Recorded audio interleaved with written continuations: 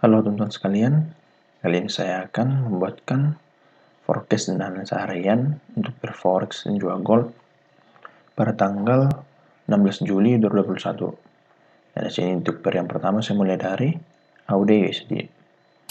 Nah, di sini untuk AUD USD di sini boleh kita lihat harga tidak mampu breakout area resistance trendline yang ini. Dan setelah itu harga dipantulkan ke bawah. Dan semalam juga sempat saya bagikan di grup, jika di sini harga tidak mampu breakdown ini, area support trend ini harga akan bergerak naik, tapi sini bergerak sideways lalu di breakdown. Nah, untuk AUD menurut saya akan lanjut bergerak turun, kemungkinan naiknya adalah sebuah retest, nanti akan bergerak naik dulu sampai sini, naik ke sini, nanti bergerak turun. Nah, karena sini masih terhalang oleh support, maka untuk AUD bisa nanti setelah naik nanti ke area ini, retest ke area ini, turunnya masih sampai di sini. Nah, jika AUD USD membuat konfirmasi untuk turun di sini, teman-teman nanti boleh melakukan penjualan. Tetapi jika nanti sini kuat naik dan masuk lagi ke area support trendline ini, berarti untuk garisnya nanti akan lanjut naik nanti ke sini, ke resistance trendline yang di sini. Jika nanti masuk lagi ke area support trendline ini, masuk ke atas area support trendline. Nah, tetapi menurut saya untuk USD karena sini sudah di breakdown, maka lebih dominan untuk turun. Jadi untuk naiknya ini adalah sebuah retest untuk harga. Nanti teman-teman boleh melakukan penjualan di sini dengan target nanti di sini di area support ini. Nah, untuk area retestnya di sini kita sebaiknya menggunakan ini saja, area ini atau area support trendline, karena jika kita menggunakan Fibonacci, jika kita tarik dari sini ke sini untuk golden zone di 0.5 masih berada di area support trendline ini, tetapi jika di 0.618 sudah masuk ke atas atau sudah masuk lagi ke area support trendline. Jadi lebih baik kita menggunakan area support trendline ini atau menggunakan point VWAP 0.382 atau 0.5. Nah, jika nanti harga sudah naik ke atas, ke sini retest lalu turun dan breakdown lagi ini area support ini, maka untuk ADSD akan lanjut turun sampai ke sini. Saya tarik ke sini. Nah, atau sebentar saya tarik pakai ini, akan turun ke sini. Atau saya tarik menggunakan support trendline sini. Nah, kira-kira nanti turun ke sini. Atau menggunakan support trendline yang di sini nantinya. Nah, yang di sini. Nah, bisa jadi nanti untuk ADSD bisa bergerak turun sampai ke sini. Ke sini. Tetapi jika nanti harga kuat naik dan masuk lagi ke area support trendline ini, masuk ke atasnya, maka untuk AUD akan bergerak naik ke resistance trendline. Tetapi jika masih kuat untuk naik dan breakout nanti area resistance trendline ini, maka untuk AUD bisa lanjut naik ke sini, ke sini ke supply-nya. Lalu untuk euro dolar Kanada, kemarin saya analisa di sini, harga akan bergerak naik di sini. Dan kemarin harganya retest sampai di sini, area supportnya ini, lalu bergerak naik. Kemungkinan nanti untuk euro dolar Kanada masih berkemungkinan naik sampai sini. Resistance yang sudah terbentuk sebelumnya atau resistance yang di sini. Nah, yang di sini. Nah, dengan catatan nanti harga tidak breakdown area support ini, support yang berwarna kuning. Nah, tetapi jika di breakdown maka harga akan turun dulu ke sini, ke support yang sini atau area yang sini, lalu nanti bisa bergerak naik atau nanti lanjut turun ke area yang kuat di sini. Nah, area yang ini. Kemungkinan nanti bisa turun ke area yang ini, atau kita boleh juga menarik di sini sebuah support trendline yang dimana nanti bisa menghalang laju harga. Nah, kira-kira nanti untuk euro dolar Kanada bisa turun dulu sampai sini, area yang ini, lalu nanti bergerak naik lagi. Tapi jika area ini di breakdown, area yang ini, area support trendline ini ditembus di sini di breakdown, maka kemungkinan harga akan naik untuk retest dan nanti lanjut turun. Nah, tetapi untuk sekarang untuk euro dolar Kanada untuk trennya sudah berubah menjadi uptrend. Yang tadinya di sini sebuah downtrend, karena di sini area-area central yang sudah di breakout, dan setelah di breakout area-area central ini, untuk trennya sudah berubah menjadi uptrend. Nah, kemungkinan untuk targetnya, jika di sini nanti bergerak naik terus, targetnya di sini dulu, baru target maksnya di resisten yang ini. Nah, tetapi jika nanti turun dulu, teman-teman boleh melakukan pembelian selagi masih berada di area atas support trendline yang ini. teman-teman nanti boleh melakukan pembelian di sini dengan target di sini, di resisten yang sini atau di titik support yang ini. Lalu untuk EURUSD di sini saya gambarkan dulu sebuah support dan resisten trendline di sini. Saya tarik di sini, lalu di sini.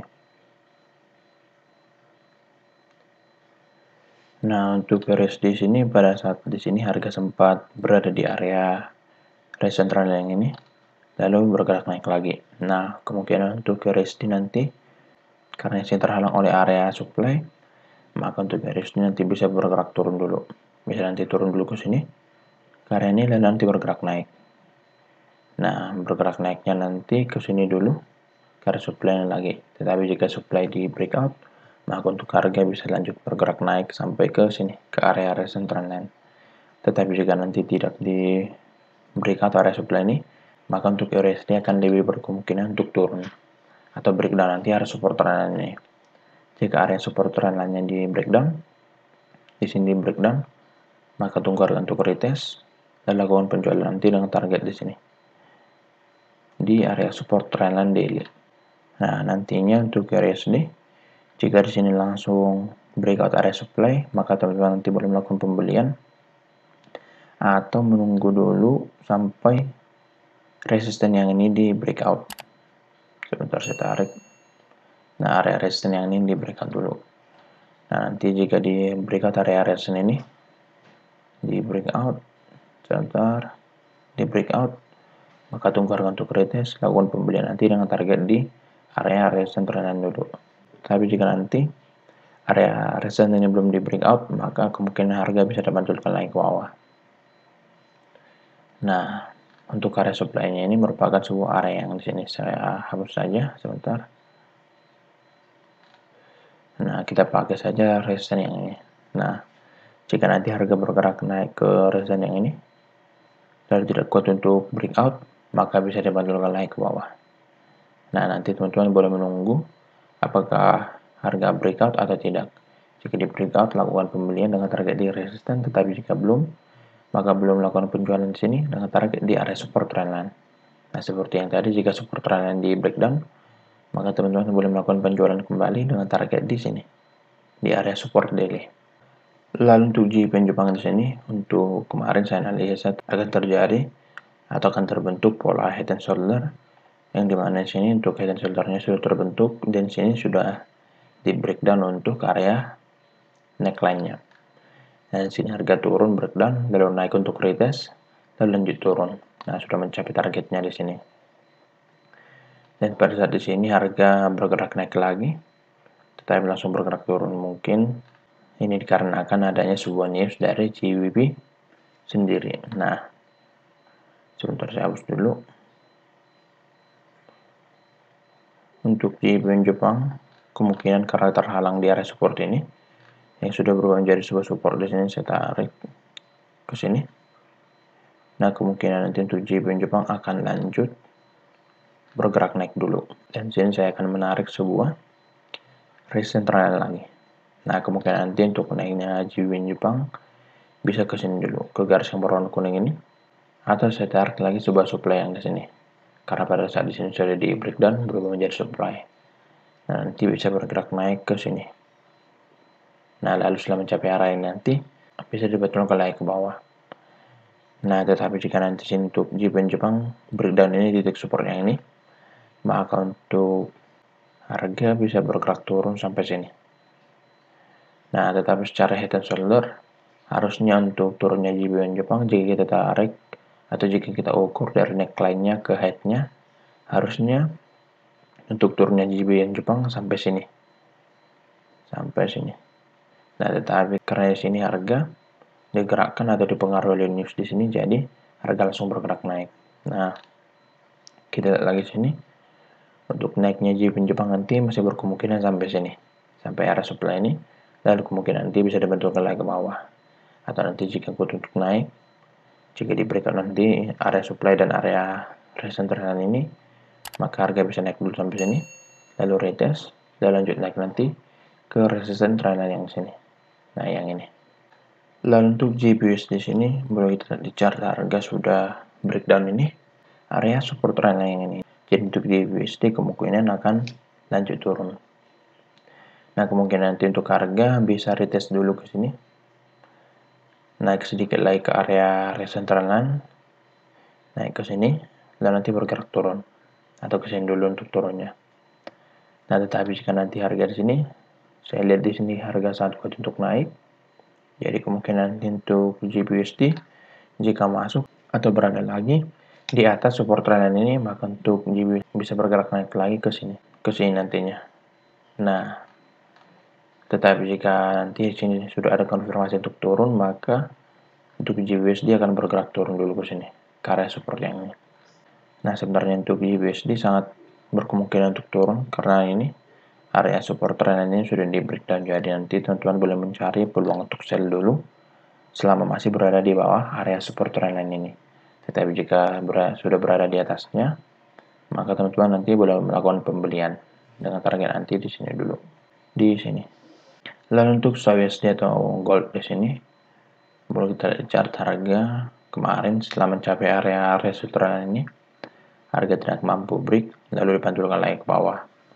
Dan di sini harga setelah mencapai hampir ke area support ini, harga bergerak naik. Nah, kemungkinan untuk USD masih akan terhalang oleh area resistance trendline yang ini. Bisa naik dulu sampai sini ke area resistance trendline dan nanti bergerak turun ke area support trendline sini. Nah, di sini juga ada sebuah titik resisten yang bisa nanti menghambat laju harga di sini. Nah, titik resisten yang di sini. Atau kita tarik saja yang di sini. Nah, kemungkinan nanti untuk USD akan terhalang oleh area ini. Setelah mencapai area ini nanti bisa bergerak turun atau mulai ada rejection nanti. Nah, untuk turunnya nanti bisa ke area support trendline yang ini. Nah, atau di harga nanti di harga 1823. Nah, karena saya juga boleh kita tarik sebuah support trendline yang sini. Saya tarik dari sini. Sebentar, saya tarik lagi. Nah, untuk area support trendline-nya nanti kira-kira di sini. Tetapi jika nanti sini harga breakout area ini, area resistance ini dan juga area resistance trendline, maka untuk USD akan lanjut naik sampai ke sini. Sebentar, akan lanjut naik sampai ke sini. 1845. Nah, 1843 dulu. Nah, untuk targetnya di situ jika nanti di breakout. Tetapi jika belum di breakout, maka untuk USD nanti akan turun ke sini. Nah, jika nanti di sini ada konfirmasi untuk turun, teman-teman nanti boleh melakukan penjualan dengan target di sini atau target amannya di sini dulu. Di 1827. Nah, kira-kira begitu forecast dan analisa harian untuk pair forex dan juga gold pada tanggal 16 Juli 2021. Untuk update-nya nanti akan saya bagikan di grup. Kira-kira begitu. Terima kasih.